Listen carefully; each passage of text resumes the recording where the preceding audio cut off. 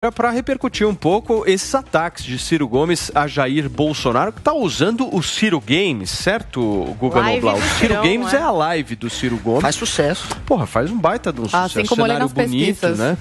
E aí o conteúdo dessa live? Realmente, na pesquisa era para ele estar melhor.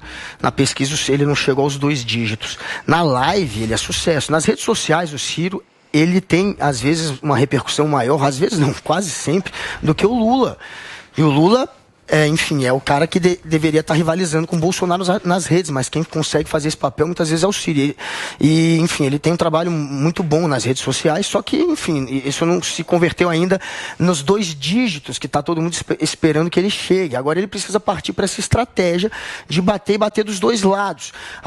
Tem muita gente perto do Ciro que acha que ele deveria concentrar mais as pancadas no Bolsonaro, já que o Bolsonaro é quem está em segundo lugar. Ele precisa roubar votos daquele que ele pode, enfim, superar. E é muito improvável que ele supere o Lula no primeiro turno. Ele tem mais chances, portanto, se ele tem alguma expectativa de ir para o segundo turno, de roubar votos do Bolsonaro.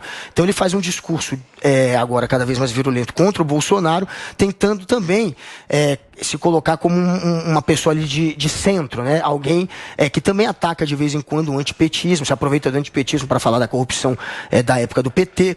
Ele quer se colocar ali como um centro, mas o foco principal, óbvio, tem que ser aquele que está mais próximo dele. E o que está mais próximo, segundo os números, é o Bolsonaro. Se ele roubar votos do Bolsonaro, ele teria chance de ir para o segundo turno. Claro que eu não apostaria nisso. Ciro Gomes, eu acho que se brincar nessa eleição, ele não vai chegar nem aos 2 dígitos. Vai ser a pior eleição do Ciro Gomes. O Ciro Gomes sempre chegou ali na casa dos 15, ele sempre foi a terceira via. Em todas as eleições que ele participou, ele vai ser a terceira via dessa vez, só que desidratado.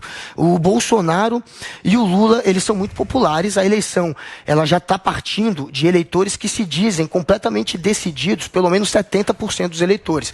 Eles estão entre Lula e Bolsonaro. Não há espaço, praticamente, para um crescimento de uma terceira via, especialmente uma terceira via fragmentada entre Simone e Ciro. E o Ciro não consegue fazer essa imagem daquele que consegue agregar o centro, né? Ele tem uma imagem muito à esquerda, então muito fica difícil para ele. Paulinho, tem uma questão envolvendo Ciro Gomes que é importante a gente falar aqui, que pela primeira vez, depois de anos, inclusive, o acordo que ele tinha lá com o PT no Ceará ruiu, né? Como é que você vê isso politicamente?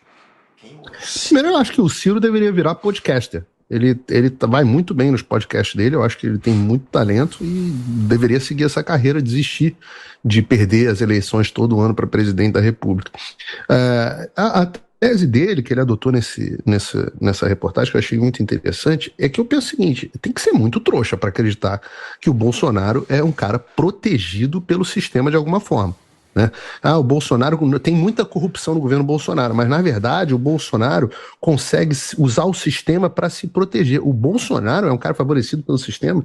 Meu Deus do céu, os procuradores do Brasil inteiro são dominados pela esquerda. Aliás, a esquerda deveria concordar com isso, porque isso ficou claro nos documentos lá, nos diálogos vazados lá na Vaza Jato.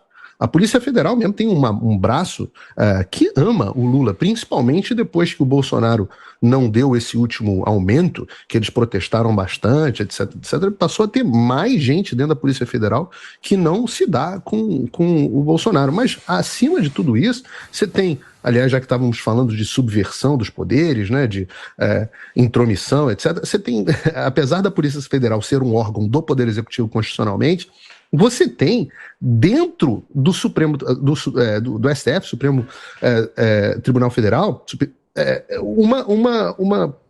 uma Polícia Federal paralela. Uma delegada lá, a delegada Denise, como ajudante de ordem do Alexandre de Moraes. Então, se pensar que uma pessoa dessa é protegida pelo sistema, é brincadeira. Agora, o que o Ciro consegue com essas declarações? Ele consegue isso que está acontecendo aqui agora.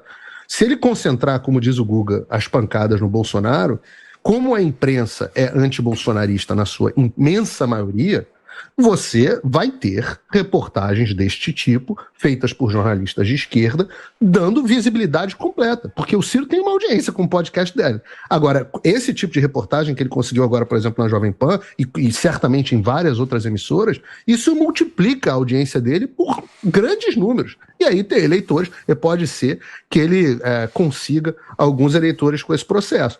Até agora não está dando muito certo, porque a eleição continua bastante polarizada entre o Bolsonaro e Lula.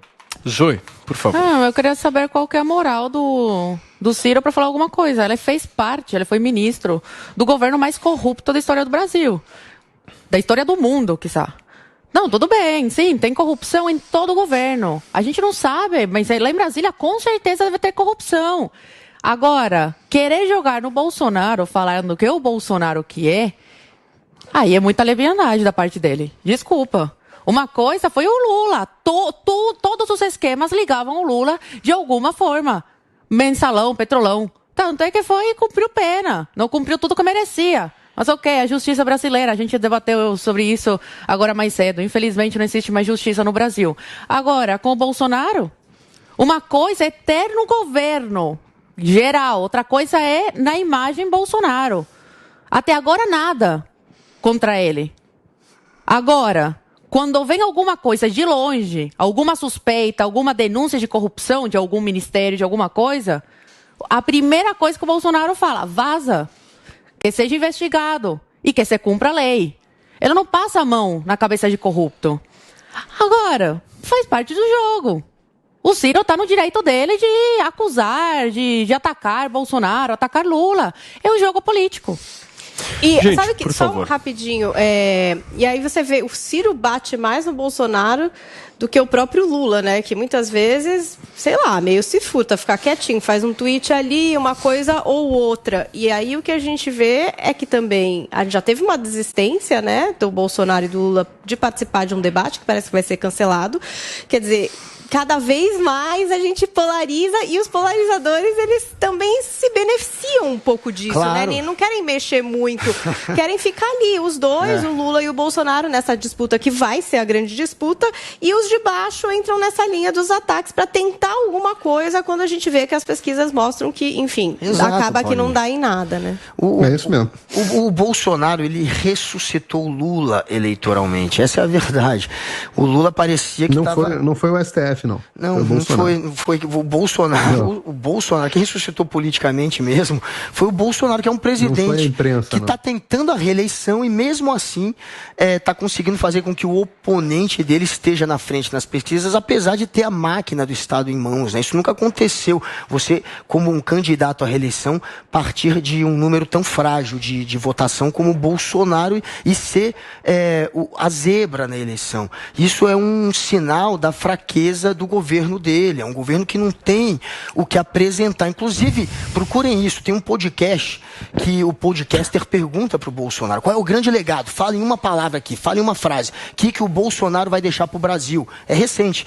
E aí o Bolsonaro fica meio mudo assim, e depois fala: as bandeiras, bandeira verde e amarela, camisa verde e amarela. O legado do Bolsonaro é fazer com que o brasileiro volte a erguer a bandeira do Brasil, porque o governo, de fato, não tem dados, não tem números positivos a apresentar. Então o Bolsonaro está partindo de uma fraqueza política que nenhum candidato à reeleição partiu. Ele pode conseguir perder, inclusive, eu não acho que vai acontecer, no primeiro turno, o que seria o suprassumo da incompetência. Alguém com 41 bi para injetar, com a máquina do Estado na mão, bilhões para injetar no eleitor, não conseguir sequer chegar ao segundo turno, é porque fez muita coisa ruim durante esse governo. Vamos lá, em seguida eu vi que o Paulo quer falar, mas muita coisa ruim. Imagina, você pega uma bomba no teu colo, 14 anos de PT, de corrupção, arrombos aos cofres públicos, começa a se erguer a economia. Aí chega o quê? Chega a pandemia, onde o Supremo Tribunal Federal fala que é competência de cada estado, de cada governador, tomar as decisões, tira o completo poder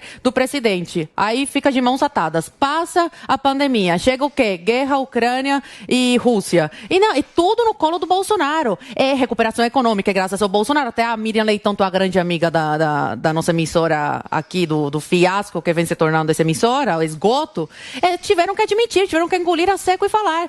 Realmente, mas não é que o Brasil melhorou, é que os outros países que pioraram, eles não conseguem admitir, né, explicitamente os feitos do governo Bolsonaro. A economia está se reerguendo, a gasolina está baixou, né?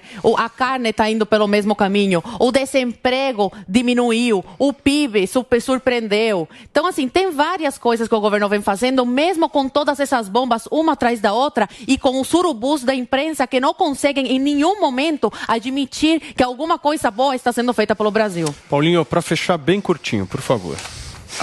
Não, vou falar ao mesmo tempo que o Guga, porque já que ele falou que o governo Bolsonaro não tem nada para falar, eu vou ter que falar. Inclusive notícia de hoje, que eu mandei no grupo do Mônio, dizendo o seguinte: julho deve ter a maior deflação desde o início do Plano Real, avaliam os economistas, enquanto os Estados Unidos registrando novo recorde de inflação. Então, parabéns para o Banco Central do governo Bolsonaro. Mas vamos lá, algumas coisas. Redução recorde dos homicídios e crimes violentos, apreensão recorde de drogas, maior programa de privatização da história, 402 bilhões de reais em privatizações, concessões e desestatizações, extinção de 27 mil cargos públicos, redução do desemprego agora para menos de 9%, lei da liberdade econômica, criação do PIX, reforma da Previdência, marco do saneamento básico, marco das ferrovias, marco do gás, marco das startups, sistema de balcão único, nova lei de falências, melhoria de 124º para 65º no ranking do Doing Business do Banco Mundial, digitalização de serviços, digitalização dos cartórios, revogação de 23 mil atos normativos, venda de imóvel da União, lei de combate à fraude previdenciária, lei das assinaturas eletrônicas, venda e transferência de veículos por meio digital, nova lei de licitação, adesão ao Banco do Brasil ao acordo de contratações governamentais. Você está em que ano aí, Paulinho? Eu estou seguindo aqui. Eu não vou seguir essa lista, porque essa lista que o Guga desconhece completamente, ela tem 55 itens que são maiores do que qualquer porcaria que você tem. Agora, o que é a proposta do Lula? A proposta do Lula é a revogação de várias dessas coisas. É você voltar para trás em várias dessas coisas. Avanços feitos no governo Bolsonaro, e eu sempre digo aqui, sempre faço jus aqui, e vários avanços feitos, inclusive, no governo Temer, que teria feito um governo bastante razoável se não tivesse sido boicotado por uma barriga do Lauro Jardim no Muito plantão bem, da Globo. queridos. Deixa eu girar o assunto aqui. Chega. Eu vou girar o assunto aqui. Olha